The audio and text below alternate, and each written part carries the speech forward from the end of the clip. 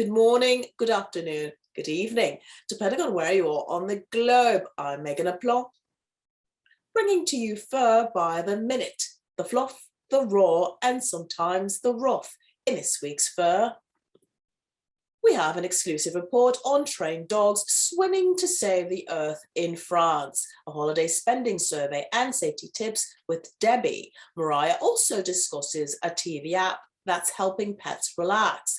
A zoo honours Betty White, rest in peace, and the Pope faces backlash after his strong words about parenting. First up, we have an exclusive report on dogs helping humans clean the sea. In southeast France, scuba divers from Le Fond Bleu and life-saving club Terre, Neuve 06 are teaming up on an innovative mission to remove litter from the ocean floor. A major asset to this operation around Antibes and Nice are aquatic rescue dogs, namely the beautiful bear-like breed Newfoundland, are pulling their weight and much more. Literally. They are working as assistants to professionally trained divers. Not only can they pull boats, they can also pull multiple people and litter onto the beach. Terre Neuve 06 President Jean-Christophe Meyer joined us to discuss the program and the pooches. For the dog, it's a training day, pulling a boat, towing a boat. It's an exercise that we do in the rescue. I have to say that the best is the Newfoundland. The more enduring, the best swimmer, yes, is the Newfoundland. The dog is just part of the action. Les Fonds Bleus, the association Les Fonds Bleus, is making a very good job for the cleanup of the sea. Next week, their programme will be featured on local media to help promote keeping the waters clean to protect wildlife.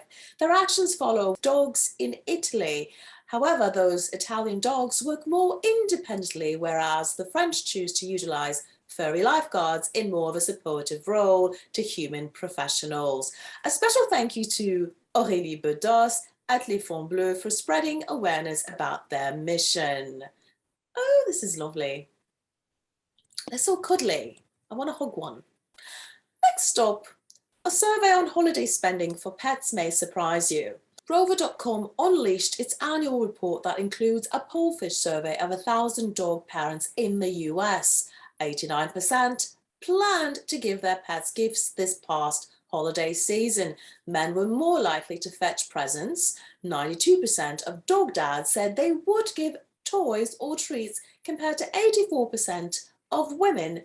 Nearly 2/3 of all parents said they would travel with pets and spend more than $50 per fur child. And 75% of parents ordered gifts early to avoid COVID-related shipping delays. Next up, the holiday season may be over, but there may still be things around the house or during gatherings that could be unsafe for your pet. We have some tips from virtual correspondent Debby. She will share advice from parents to protect their furry loved ones. Debby? Thanks, Meganne. So you have to think about plants. Believe it or not, those holiday plants, those beautiful poinsettias, the holly, the mistletoe, those are actually very, very toxic for the animals. So make sure that you put them in a place where they can't, nibble on them very easily, and keep them away from your pets. The other thing too you have to think about are those metal hooks that you use to hang your ornaments on the tree. And we're so used to them and staple, but honestly, they can be very dangerous if our pets swallow them. So instead of that, maybe use some ribbon and yarn. And it was the SPCALA Los Angeles gave a couple of tips on what other things you could do to, make it safe for your pets. Be careful with the candles though, because they can be tipped over very easily. So if you're going to put them out, go ahead, but make sure they're in a place where your pets can't knock them over, because then you're going to have a lot more ambience than what you're looking for. Yes, you have to be careful with that door and watch that door, because they're speedy little ones. Even the laziest of them are very, very quick when they see a door open. So think about maybe having a separate room for them where they can go and then relax. And but don't forget the most important thing, watch out for the chocolate. Don't give your pets chocolate. Bad. Chocolate is very, very, very bad. So be careful. Don't feed it to your pets. Keep it away, and make sure that your guests know too that pets are not allowed to have chocolate, because a lot of people don't know that. And you know, they're trying to be nice and they could be very bad for your pet. It's back to you, Meganne. Great tips. And I think these can be used all year round. Next up, does your Pooch or kitty get anxious during loud storms or fireworks, like on New Year's Eve? That has just passed. You may want to listen to our next story with Fur Correspondent Mariah. She has the details on the ultimate playlist to soothe your pets. Mariah? Thanks, Meganne. New Year's celebrations can be tons of fun for us humans, but not so much for our furry friends. If your Fido or feline is one of the 71% of pets that become stressed or agitated on New Year's Eve, here's one thing you can do to help them through the night. The free TV music app Roxy has developed a new pet-targeted music video channel. The playlist consists of 175 minutes of songs specifically chosen to calm your Pooch's nerves. 2 separate channels are available for cats and canines. Pet behaviorist Peter Neville, who worked on the playlists, says that cats and dogs have a far more acute sense of hearing than humans, and the loud noises and flashing lights of fireworks may sound and look different each time, so dogs and cats can't get used to them. So these playlists could help make a big difference for our pets on New Year's Eve. Now I just have to find headphones that'll fit my Shih Tzu. Back to you, Meganne. Wow, that is a pain, isn't it? Finding headphones that fit a Shih Tzu. Thank you, Mariah. Next up, a zoo organisation pays tribute to actress, comedian and animal-loving icon Betty White. The Greater Los Angeles Zoo Association President Tom Jacobson stated he is grateful for her 50-plus years of work with the non-profit.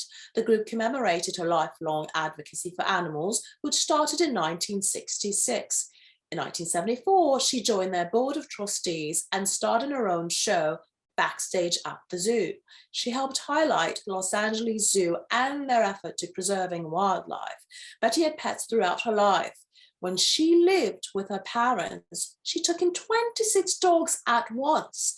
And many social media users commented that Betty should be recognized for her career, personality, and work with animals. Betty did not have biological children, but had 3 stepchildren with her late husband.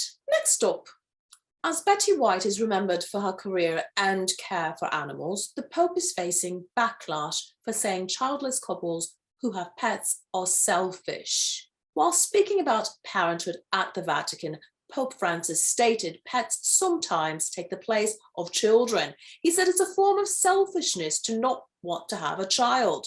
He added sometimes people have one and that's it, but they have dogs and cats that take the place of children.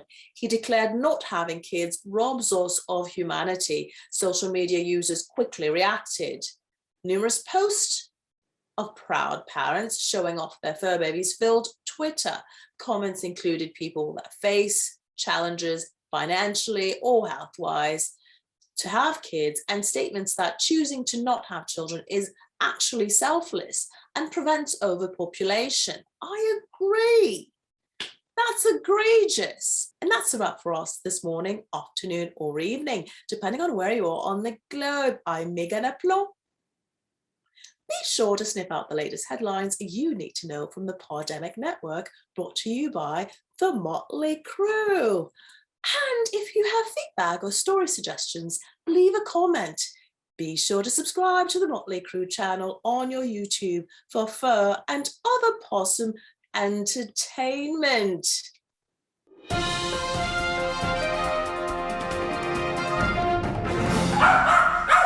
As you can tell, this was a holiday piece, you know, with all the decorations in the background. I think the staff did a great job coming back and picking up where we left off, right? Even though most of everybody was not well. I was skiing in the Alps on holiday, as I do every year. Wow. Do you know that when I heard about Betty in between slopes, I was devastated. You know, when they say you need to check on your loved ones to make sure they're all right, I feel like I need to be checked on. Children have, like, they have a lot of germs, don't they? They're dirty, they put their hands on everything, and then eventually they speak. Where dogs, okay, you've got to watch out for some of the same things, But good news, they never, ever, ever speak. They'll bark every now and again, and maybe you can give them those little things where they can like put their paw on it and it says a word, but they'll never talk and be ungrateful and then go way off to university and come back with the laundry and expect you to do it for them. It's not going to happen. That's the good news.